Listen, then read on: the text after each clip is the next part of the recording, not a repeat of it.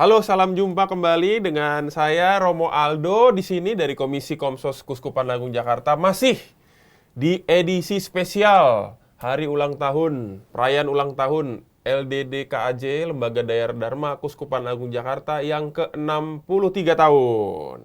Setelah kemarin di episode sebelumnya kita berjumpa ngobrol bersama dengan Romo Suyadi, Direktur LDD, dengan Mas Theo, Ketua Panitia Koordinator ASA Gerakan Bela Rasa yang akan diadakan tanggal 3 Mei mendatang. Nah, hari ini bersama dengan saya hadir Bu Rahma, seorang ibu rumah tangga yang tergerak hatinya untuk ikut ambil bagian dalam karya pelayanan di PAUD binaan LDDKAJ di daerah Cilincing, Jakarta Utara. Bagaimana tantangan beliau dan juga kegembiraan beliau dalam ikut serta dalam pelayanan ini, kita ngobrol bareng-bareng dalam episode kali ini. Selamat datang Bu Rahma. Iya Romo. Nggak usah grogi Bu, santai aja. Ya. Iya Romo. Sehat-sehat? Alhamdulillah sehat-sehat. Tadi dari sini lumayan berapa menit jalan dari Cilincing? Satu jam. 1 jaman ya, 1 jam. Naik kereta ya tadi katanya ya. Iya Romo. Jadi Bu Rahma, hari ini kita mau ngobrol-ngobrol ya. Saya juga baru kenal sama Bu Rahma nih. Ternyata Bu Rahma ini sudah aktif ikut mengajar di PAUD di Cilincing dari tahun 2017. Tahun 2017, berarti sudah 8 tahun. 8 tahun. Itu gimana ceritanya tuh Bu, dulu kok dari 8 tahun yang lalu kok tiba-tiba Ibu tergerak? Emang ada pendidikan ini, guru sebelumnya? Ngajar di PAUD tuh? Nggak ada. Nggak ada. Dulu saya hanya ibu rumah tangga biasa, nggak ada bakal terjun Ngajar? ngajar. Ya. Kesibukannya apa dulu Bu waktu sebelum ngajar? Ibu rumah tangga dengan 2 anak dan kesehariannya hanya membuat kue, membantu orang tua. Kemudian apa namanya? Kue apa nih? Kue Kayak kue bakpao, donat, Bapak pastel. Dana Parcel. Lalu kue itu ditaruh di warung-warung. Itu aja sih sehariannya. Oh, kasihan gitu. Jadi pagi bangun, Malam bangun bikin, Romo. malam bikin Malam adonan. Jam 2, ya. Terus Itu bukan malam dong, itu mah subuh ya. subuh. Terus pagi itu diantar ke warung-warung. Warung, titipin warung. Iya, Terus habis itu? Paginya saya nggak ada kegiatan, istirahat. Siangnya saya, karena orang tua saya buka toko, buka warung. Ikut Segantian jaga. ikut jaga. Itu aja keseharian saya sebelum saya terjun ke dunia Itu pendidikan ini. gimana ceritanya? Tiba-tiba Ibu kan, ya elah kayak ibu biasa aja gitu kan, jualan macam, terus tiba-tiba lah ini kok jadi ngajar, nggak ada basic background ngajar gitu di PAUD. Iya. Dulu ceritanya. Awalnya saya punya teman yang dia mengajar, dia tahu. Ya saya pernah cerita kehidupan saya sama beliau dan mereka, dia tuh ngelihat saya, oh Kayaknya bisa nih. ya gitu kan. Terus dia menawarkan saya Mau mau nggak? nggak ngajar. Kebetulan keponakan dia mau cuti hamil kan ya. Yang Romo. ngajar di Yang sekolah ngajar di itu, PAUD ini, itu ya, PAUD mau cuti PAUD hamil. Cilincing Terus ini. nggak ada mau cuti gantinya hamil. nih. Nggak ada ganti. Dia bingung dah. Dia ngelihat saya pagi nggak ada kegiatan. Terus dia nawarkan saya, mau nggak ngajar? Tapi ini sosial, honornya nggak banyak gitu kan. Ya ada syukur nggak ya udah gitu. Iya, gitu kan. Mau nggak? Terus saya pikir, saya nggak mikirin honornya Romo. Yang saya pikir saya bisa nggak, sementara saya kan nggak ada basic mengajar ya di depan anak-anak gitu kan. Saya nggak ada basic Nggak ya. ada basic nggak background ada. itu ya. Terus ini lagi, ayo coba. Kan belum coba, harus bisa gitu kan. Besok ya gitu kan. Hari pertama, bismillah. Saya juga didukung sama keluarga saya. Ya udah kan, karena pagi saya nggak ada kegiatan.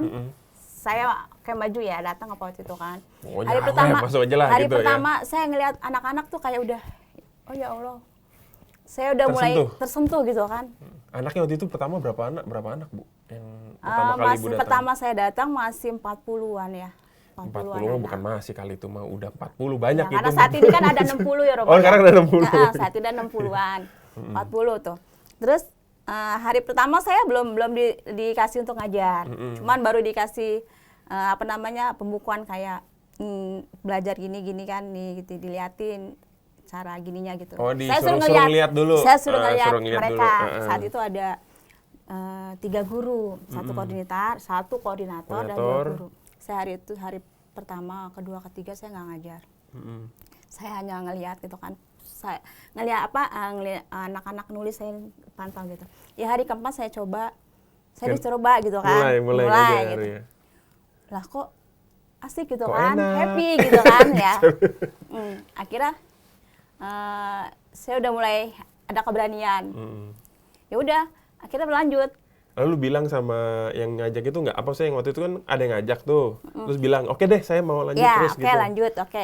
Dikasih karena cutinya 3 bulan ya, oke 3 bulan. Di saat 3 bulan habis selesai, yang tadinya balik datang lagi, terus yang tadinya cuti hamil itu cuti dia hamil masuk. masuk, Ya, yang tadinya cuti hamil dia masuk. Sementara koordinator itu ngelihat saya, Bagus. cara ngajar saya gitu kan, bagus, dan saya harus disuruh lanjut. Ibu lanjut aja, gabung bersama kami gitu kan. Jadi terus kuenya gimana Bu kuenya? tetap Oh, promo, tetap jadi tetap jalan ya. Iya. Tetap jadi jam 5 udah beres, saya istirahat sebentar. Jam Oh, jadi Ibu 7, dari jam 2 pagi nih bikin kue dulu, Ya. terus nitipin kue, habis itu lanjut siap-siap. istirahat dulu sebentar lah ya. Oh, istirahat dulu, oke. Sebentar itu jam 7 baru ke PAUD. Baru ke PAUD sampai jam Sampai jam bersih-bersih jam 12. sampai siang. Iya, siang. Oh. Sampai siang. Energi Jadi Ibu sudah habis-habis ya, habis-habis ya berarti ya baterainya kuat nih. Alhamdulillah. Dari pagi-pagi. Nah, terus lanjut ya. Setelah 3 bulan itu disuruh lanjut gitu. Disuruh lanjut.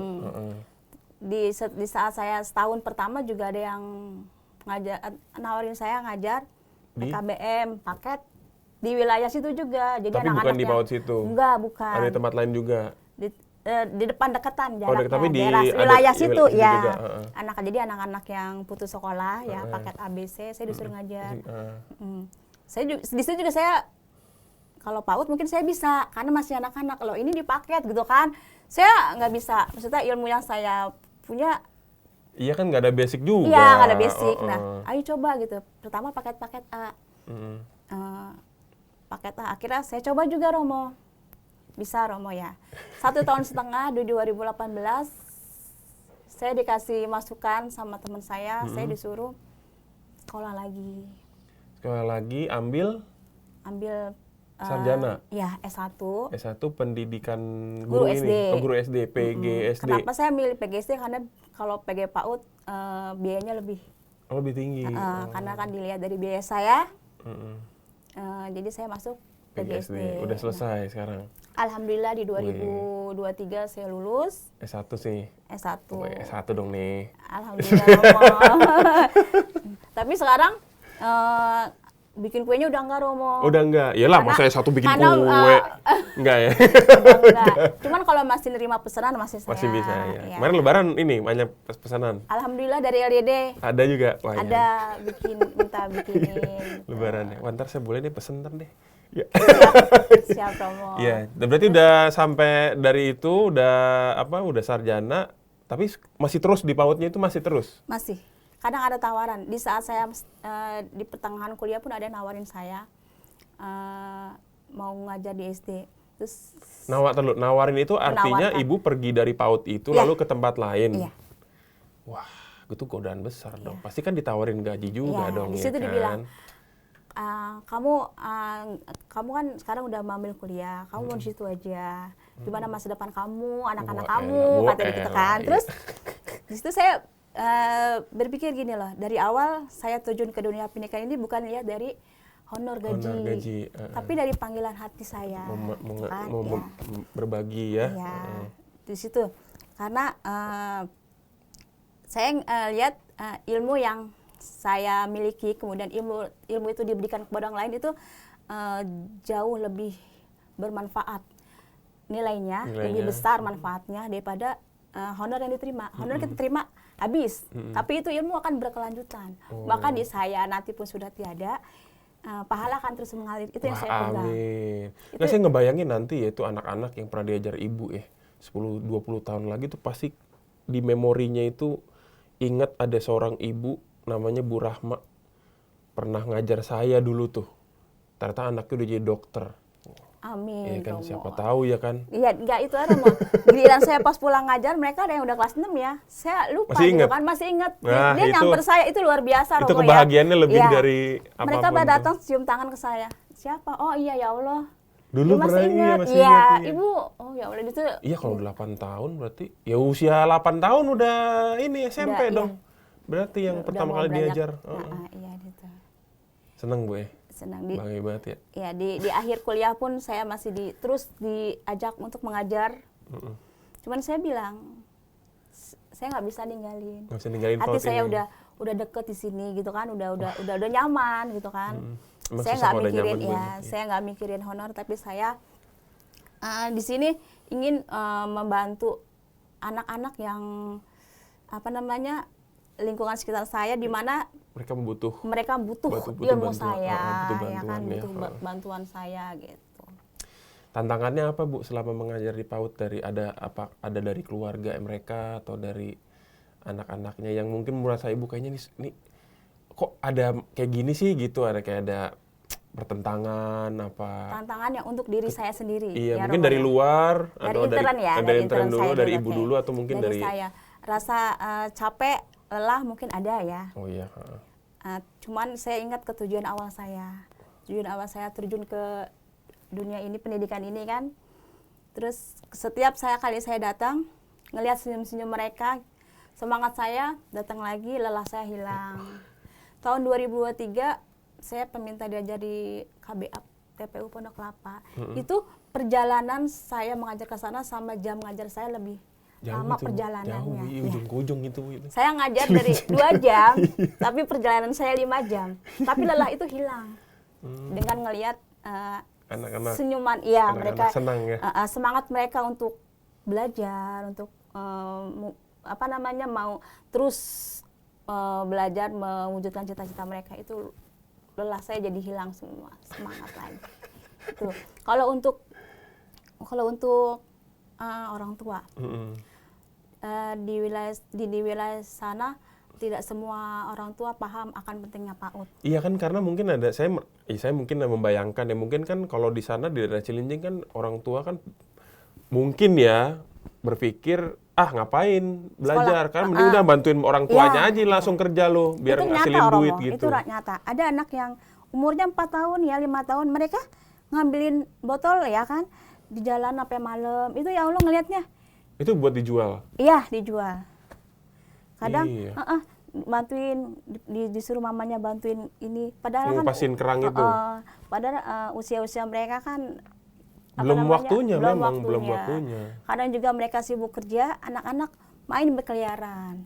Nggak jelas. Nggak jelas. Jadi dari situ tuh mereka omongannya Udah kacau-kacau udah dah kacau tuh. lah. Oh, Nah, iya. di situ saya tergerak. Ya kan? Saya tergerak. Semenjak PAUD ada, mereka berpikir, oh, anak-anak didaftarkan. Didaftarkan di PAUD. Cuman kadang mereka kurang perhatian dari anak-anaknya nih, dari orang tua. Orang tuanya. Jadi mereka sibuk kerja, anak-anaknya mereka hanya menitipkan, nih anakku sekolah. Udah lu urusin gitu kan. Iya, ntar itu pulang. Pulang, Iya, gitu. Nah, di mana? Di situ kita dituntut untuk bisa calistung, baca tulis. Sementara mereka kadang datang sekolah ada yang lupa, nggak dibawa buku, nggak bawa pensil gitu kan ya. Terus kadang ada PR nggak dikerjain gitu kan. Tapi tuntutan mereka lulus PAUD tuh harus Harus bisa. Harus bisa. Padahal kagak dikasih bantuan apa gitu. Apakah di modelin apa gitu. nah Bu, ya? itulah tantangan kita buat orang tua ya, di mana kita memberikan edukasi ke mereka bahwa tuh PAUD tuh penting gitu kan. Tapi tidak harus mengharuskan mereka tuh harus bisa baca tulis. Jadi kemampuan anak itu beda-beda. Beda-beda, betul. Ya, di mana di anak usia dini itu harus ada fondasi itu kayak moral, agama dan moral, kognitif, sosial emosional, seni, bahasa, itu mereka harus dapat. Jadi nggak cuma nanya calistung. Jadi gitu. memang sisi humaniora istilahnya tuh sisi diri mereka sebagai manusia itu juga ikut dikembangkan, bukan Iya, soal ini doang ya. tapi juga hatinya, emosionalnya. Mereka bisa oke lah baca tulis itu, tapi mereka nggak punya karakter. Kayak mereka diem, tidak bersosial dengan teman, ya kan? Itu diajarin juga kayak misalnya sama temennya gimana cara bersosial, berelasinya. Kalau minjemnya yang baik Iya, gitu. cara itu diajarin di kita. Di situ kita tantangan kita mengedukasi orang tua kalau PAUD tuh tidak hanya calis tungtok gitu. Ya, kalau ngambil barang orang izin, Ya, jangan main ambil aja. cara gimana kita berbagi, mengucapkan kalau kita pinjem barang tuh gimana, pokoknya di situ kita diajarkan. Gitu. Sejauh ini apa yang Ibu rasakan juga dengan kehadiran LDDKJ di PAUD itu? Alhamdulillah ya. Dukungan-dukungan yang Ibu rasakan gitu, apa ada yang Ibu rasakan selama ini? Ya, selama saya ngajar tuh LED udah masuk ya. Alhamdulillah bantuan untuk PAUD dan anak wilayah sekitar itu terpenuhi. Terpenuhi ya. Kalau ada apa-apa langsung saya Woi. kontak, langsung gitu kan. Biaya Indomie 2 bungkus, wah itu. 2 box datang. Jadi siap standby, siap membantu LDD. Siap membantu ya, Iya. standby ya. Apa yang Ibu butuhkan pasti akan disupport gitu ya. Iya. Ngomong-ngomong, Ibu dapat Tapi ada nih Romo, keinginan anak-anak dia, Apa tuh? mereka tuh pengen punya halaman bermain sendiri.